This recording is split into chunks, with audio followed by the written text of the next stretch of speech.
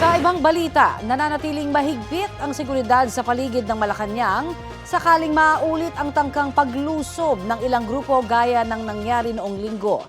Kahit na nagkagulo doon, itinuturing daw ng palasyo na peaceful o mapayapa ang mga kilos protesta kontra katiwalian.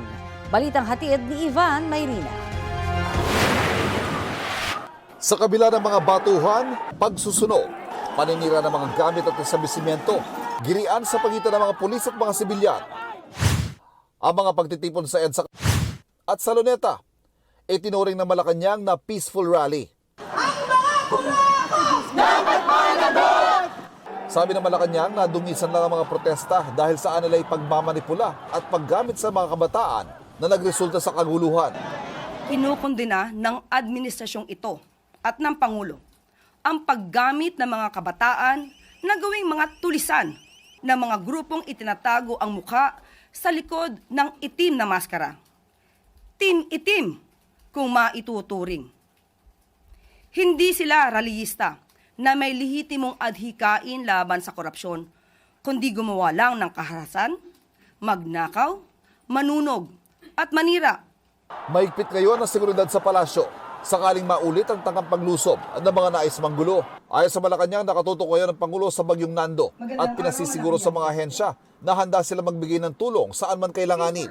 Ayon sa Interior and Local Government Department, samot-saring kasong maaaring harapin ng mga naaresto at ng mga mapapatunayang nasa likod nila. Arson, dyan yung grave physical injuries, and we can go as far as sedition. Yung statement lang nila na we intend to burn the palace, gusto namin sunugin palasyo, is a seditious act in itself. Naglatag ng guidelines ng Department of Justice dahil sa mga naarestong individual. We alerted the SWD about the presence of minors. Kasi nga, under the law, we cannot try them as adults. And we have to determine many things. And the protection of the DSWD is always important in treating such suspects. Ang Information and Communications Department nag-iimbestiga din dahil ang mga nakaitim at nakamaskarang sangkot sa mga gulo, maaarian nilang narekrut umano para sa online movement na Black Mask Movement o tinatawag ngayong Team Itim. Parehong grupo umano ito ng mga hacktivist na nasa likod ng pagsira ng mga website ng gobyerno. May persons of interest raw ang DICT. Last week pa po, through working with the telco and the social media platform, sila CICC po, trinatrack na yung Black Mask na movement. Naglalagay po sila nung how to create a Molotov dun sa web. Ito yung first incident na nakita namin na nag-organize sila sa web,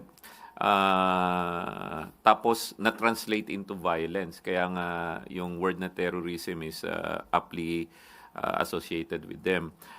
Ivan Mayrina nagbabalita para sa GMA Integrated News.